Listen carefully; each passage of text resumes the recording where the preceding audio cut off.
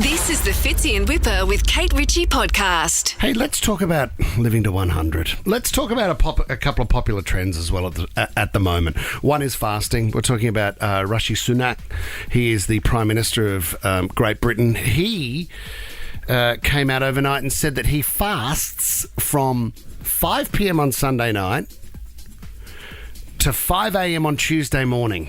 How many hours is that? That is 72 hours. 72. Geez, Monday's massive. Monday's one of the toughest days of the week, and you're not eating at all. You're not eating. That's not 72 hours. Isn't it?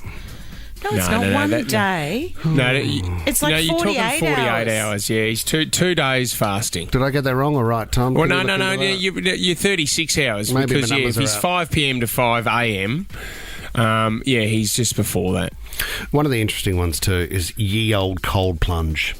I did it the other day, but I went from a sauna to a cold plunge, and it was 3 to 5 degrees. So it wasn't just ice in the bath. It was one of those tanks that a lot of people are buying, and a head spin like you wouldn't believe. Nearly passed out. Yeah.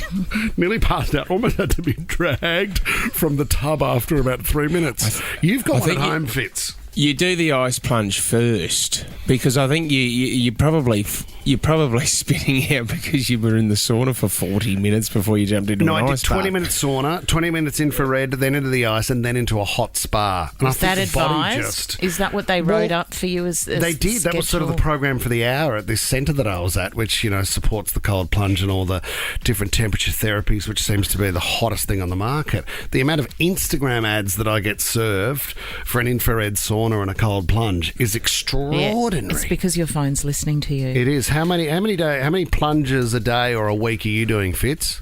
I'm doing 2 a day. Right. And that's just, with our jobs, you sort of hit a wall a couple of times a day, and that's just, do you know what it is, though? It's just a shock to the system. That's what you need to do. You need to train. It's more for your mind, and it's about resilience. When it's freezing cold outside, for you to jump into an ice bath, that is the hardest thing to do, because you're obviously saying to yourself, Kate, oh my God, it's 6 degrees outside. There's no way. I'm freezing cold. I'm not jumping into that. Yeah. But when you do it and you complete it, at the end of it, it's such a feat that you say to yourself, I feel great. I really do feel great. And the ice bath does, obviously it's great for anti-inflammatory and all that kind of stuff as well. But that's you what I was get out of there and you want to tackle the world. I feel like I actually want to come in and see you guys. What? And that's been really hard for me to do over the last few years. Last 13 Do years. you have one before the show?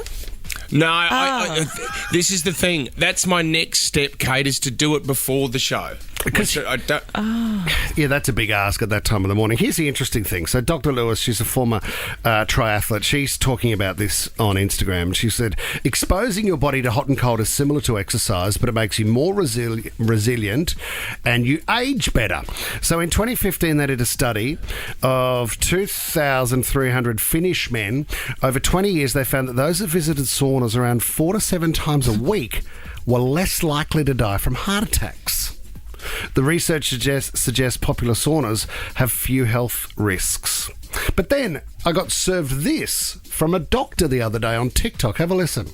Cold plunging. What happens to your body? Immediately, your heart rate will increase, your blood pressure will increase, your respiration rate will increase. If you are prone to a fatal cardiac arrhythmia, that will happen, as did to a 39-year-old who didn't realize she had that problem and died in Derby last year. It does not strip away fat from your body. It does not help inflammation. In fact, cold water is actually pro-inflammatory. The reason it decreases pain is because you only have so many pain receptors going to your brain, and when you flood them with cold water, you won't feel the pain from your workout, but it will delay muscle growth. But let me show you the final trick that happens with people. Most of the time when you see people doing cold plunges, it's warm water with ice on top, because they're not crazy enough to be able to get into the water that quickly and sit that long.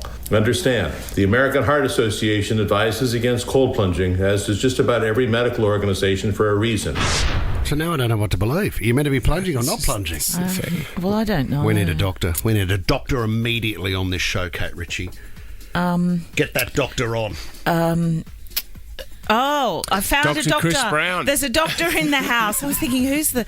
Tommy, the love doctor, has arrived. No, we have Dr. Andrew Rochford. Welcome to the show, Andrew. Hey, Roch. How are you guys? Yeah, we're good, buddy. And now we don't know what to believe because it's the trend. Everybody seems to be doing it. And there are cold plunge ice baths, popping up all over the place. What are you meant to do? The first thing I'd do is stop getting your medical advice from TikTok and Instagram. That's probably where I'd start. Okay, sure. Then after that, you've got to figure out why you're doing it. Like everything. There is everything. Okay, so let me go back. I'm going to go back to the beginning because we do this a lot. I enjoy these conversations, and they always seem to sit in the same space. With bringing me going, is this good for me or bad for me? Yeah. Yes. Everything is good for you or bad for you. Everything is risk versus benefit, no matter what it is. Walking across the street, getting out of bed in the morning, getting in a cold plunge, wrestling an alligator in a sauna. They're all got pros and cons. The point is figuring out why you're doing it and weighing up the risk versus benefit. So he's not wrong. He's right. When you get into an ice bath or a cold plunge, yes, your heart rate goes up, your blood pressure, goes up, your vasoconstrict. So if you are somebody at risk, it's probably, it's a shock to the system. There's a risk. Yeah.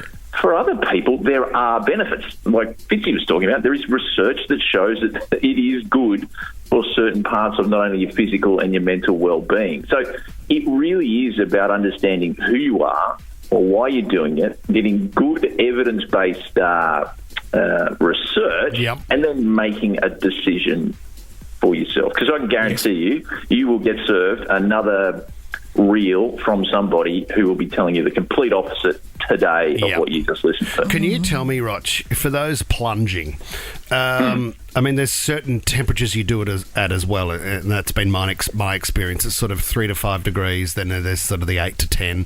But how long are you meant to stay in for? Well, again, it depends. The lower the temperature, the less time, supposedly. So an ice bath versus cold plunge, technically they're two different things. Right. An ice bath is colder, has ice involved, tends to be shorter periods of time, 3 to 5 minutes. Cold plunge, slightly higher temperature, 10 to 15. And that's, you can do between 5 to 10 minutes. Sure. Recommended.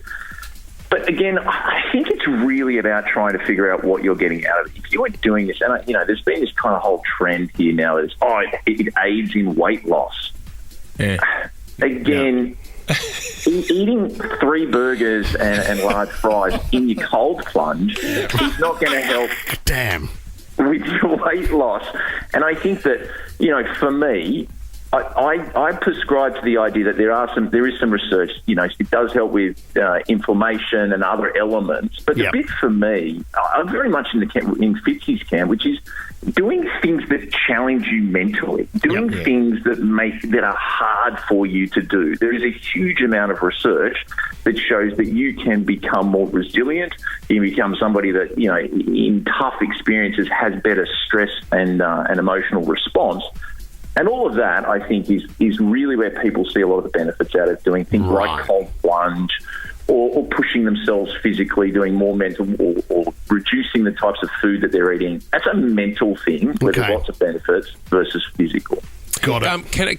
Can I throw this out there, Kate? Would you be prepared to do it for the show? Because it is. Me? Have you done it before? It's a shock to the system, Kate, to jump into a bath that's 5 degrees, and it's all about, and then you work on your breathing, and it's bringing your heart rate down and trying to relax while you do it. The longer that you're in there, the easier it gets, but it's like that first initial reaction of people is amazing to see. Kate, could you do this for the show? Could we see an ice bath at some stage from Kate Ritchie? It would be nice. Do I get? Who am I having a bath with? Just you. Well, just you and the ice. and Roch. If Roch is around, he can be the on-site doctor. I don't think I could get through the pain because I've only ever done it once, and I seriously climbed in, and I lasted about 20 seconds. Okay. And I was on my own. It's not painful. And I thought... It's a mental thing, Kate. You can do this. Maybe I'm not strong enough. Is that going to be awkward if we get Roch and Kate to have a bath in the studio? Yeah, look, it's a hard chat for Roch to have with his wife, but we'll see how we go. Sorry about that, Roch. He was just coming in to chat about facts. We'll organise that and let you know when it's on. Fitzy and Whipper with Kate Ritchie is a Nova podcast. For more great shows like this, download the Nova Player via the App Store or Google Play. The Nova Player.